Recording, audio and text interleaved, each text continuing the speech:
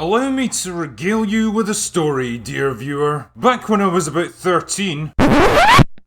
back when I just reached the legal drinking age in Scotland, one of my mates challenged me to drink a half bottle of Chinese moonshine. Now, I'd never tried this stuff before, and as I found out later, neither had he. But anyway, I duly popped the cork, which was secured with duct tape for some reason, and got fired in about it. Now, I've consumed some unpleasant beverages in my time, let me tell you, but this stuff tasted like liquefied, decomposing dog. But a challenge is a challenge, and only a fucking pussy backs down from something like that, so a few minutes later I duly raised the empty bottle in triumph. Then I promptly threw up, pissed myself and passed out next to a dumpster behind Tesco. The point here is that without overcoming the challenge of that shitty drink, I never would have become the witty, intoxicated raconteur you see before you. Because when you get right down to it, every hero needs a good villain. What would Superman be without Lex Luthor? What would Batman be without the Joker? What would Captain Marvel be without Brie Larson? Is that like a personal attack or something? The antagonist of a story is actually a pretty interesting thing from a writing point of view. They can come in all different shapes and sizes, from physical powerhouses to calculating intellectuals, from honourable warriors to evil murderers. But whatever form they take, they all serve the same basic purpose. They're an obstacle for the protagonist to overcome, something that can challenge them to become better and stronger than they were before. They're basically the driving force behind the hero's journey. But it's more than just that. A good villain can challenge the very nature of who and what a hero is, and what the audience believes them to be. They can have justifiable motivations and complex personalities all of their own. The best ones can even make the audience question just who exactly the real villain is. In fact, the villains are often cooler and more memorable than the hero themselves. Why? Because unlike the hero, writers don't have to worry about making their villains likeable and relatable, so they can afford to take risks with them. They can indulge their wildest writing fantasies, creating the most despicable psychopaths, terrifying monsters, evil dictators, or cunning criminals imaginable. The more evil they are, the bigger the threat they pose, or the harder they test the protagonist, the more satisfying it is when the hero finally prevails. The problem is that good villains seem to be a dying breed these days. The awesome antagonists that used to dominate the screen and push our heroes to the very limits of their endurance are gradually being replaced by weak,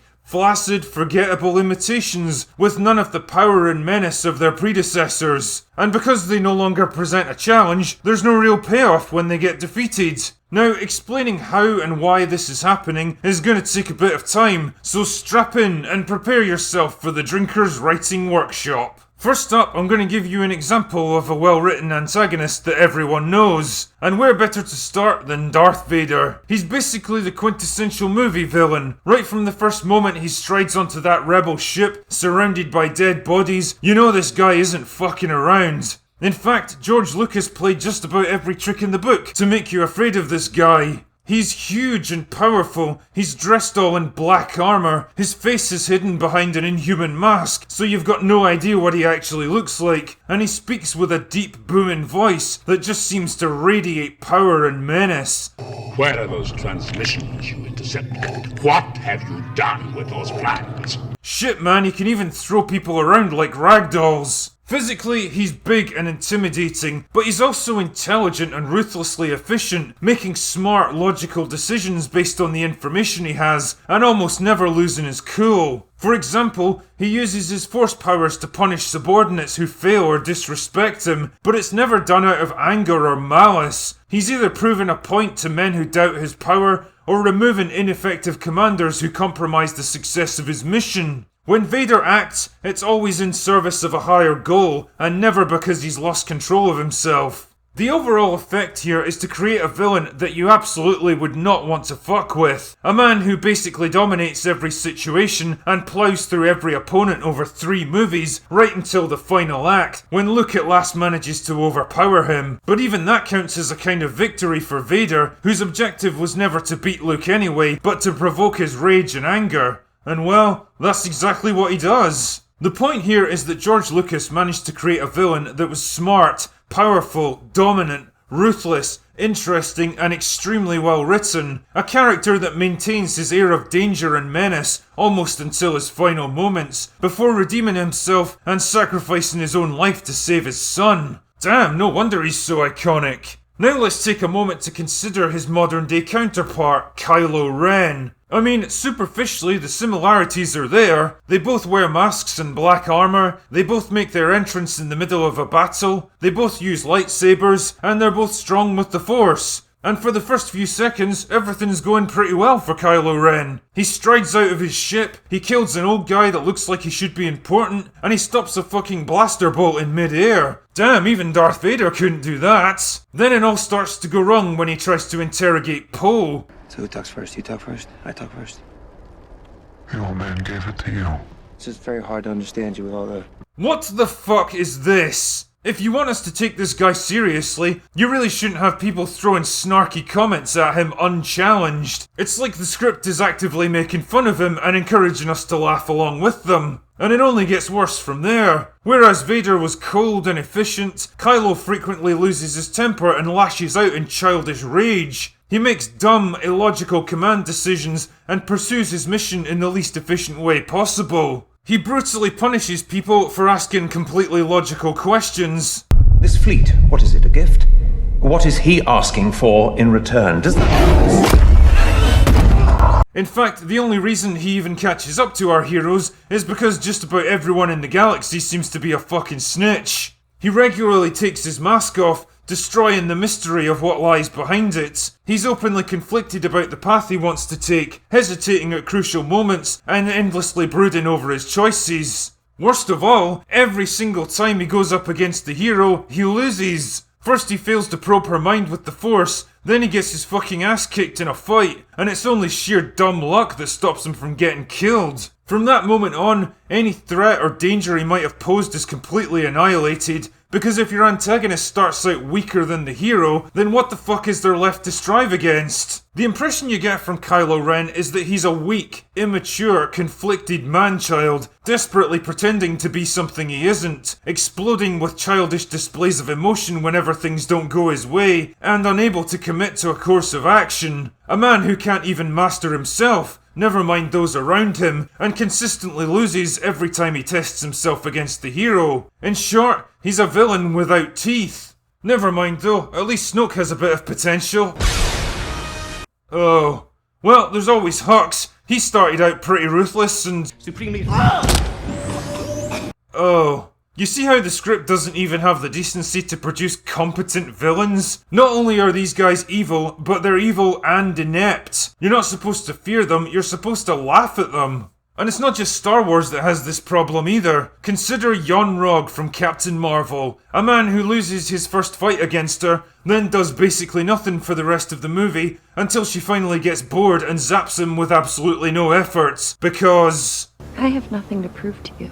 At no point in this movie does he ever present the slightest threat to her, so why the fuck should we care when she beats him? Or how about Roman Cyonus from Birds of Prey, a sadistic nightclub owner who pouts and cries and screams his way through the movie and needs constant emotional validation and reassurance from his henchmen? A man who comes across as insecure, unstable, needy, and generally kinda pathetic, and never gets to present an actual threat to the hero. Or what about Max Lord from Wonder Woman 1984? A shady businessman desperate to hide his failures behind a veneer of ballsy 1980s arrogance, who revels in the idea of power and success, but crumbles like a wet paper bag the moment his life is put at risk, and who is never able to threaten Wonder Woman in any way. And of course, let's not forget about Rowan from Ghostbusters 2016, a sad, middle-aged, socially inept loser with a superiority complex that's angry because everyone in the world looks down on him. Or how about Bosley from Charlie's Angels, played by a frail actor in his late 70s, whose plan gets easily uncovered and foiled by people who are clearly far more intelligent than him, before knocking him out with a single punch. The point I'm making here is that all of these characters make for shitty villains, either because they lack the self-control, fighting ability, intelligence, or sheer physical strength to be genuinely intimidating. They never present a tangible threat to the hero.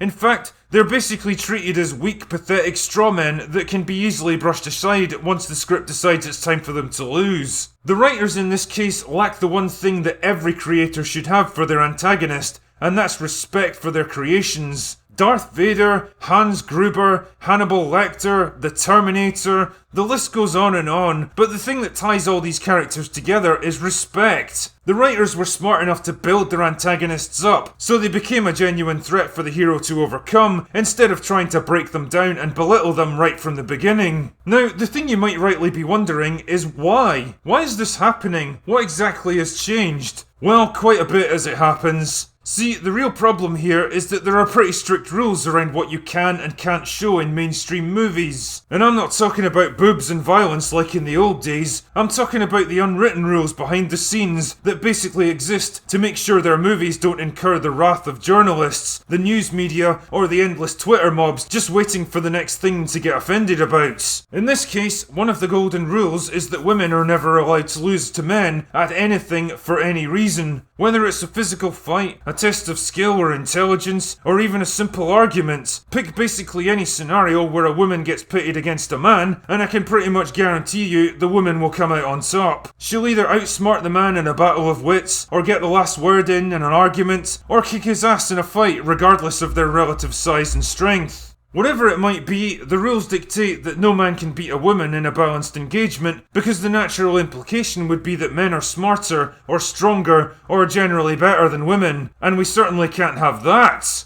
Now this is all well and good, but it creates a very obvious problem when your hero happens to be female and your villain male. Traditional storytelling requires the antagonist to start out stronger and more dangerous than the hero, forcing them to grow and improve themselves in some way before finally prevailing at the end. But naturally, this process requires the man to be dominant in the early stages, and as we've already discussed, that's not allowed to happen anymore, even if it's just a temporary thing. So how exactly do you get around it? Well, if you happen to write for Disney, Marvel, DC, or Lucasfilm, you don't. Instead, you're forced to make your villains weak and pathetic, either unfairly elevated beyond their abilities, or jealous and envious of the hero's success. It's basically a form of projection, allowing the writers to vent their frustrations about imagined enemies and rivals onto a weak strawman that can be easily swept aside by an all-conquering heroine. Unfortunately, this whole mindset creates more problems than it solves. Weak villains make for weak stories because they rob the narrative of its tension and drama. Even worse, it actually undermines the hero themselves, because if they're never really tested by a worthy opponent, then they haven't really achieved anything. A hero is only ever as strong as the villain they defeat.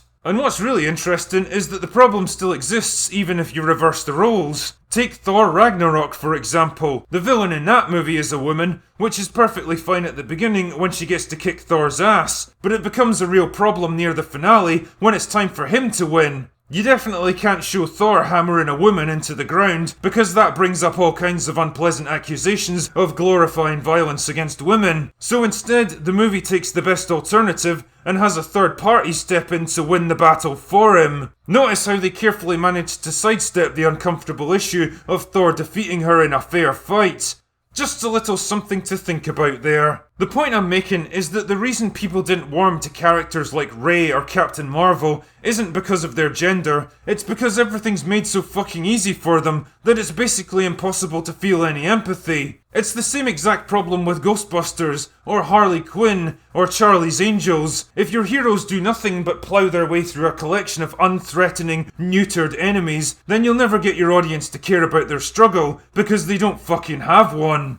So what exactly is the solution here? Well, ironically enough, the solution is equality. And I mean real equality, not the bullshit Hollywood version that makes one side artificially weaker just to make the other look superficially strong. If you want your female heroes to be respected equally, then you have to put them through equal struggles against worthy enemies. You need to stop nerfing your villains in a vain attempt to avoid offending people on social media, because honestly, the more you try to appease them, the more you compromise your ability to tell a decent fucking story. If you want kick-ass heroes that people can look up to, then you need to give them kick-ass antagonists they can be afraid of.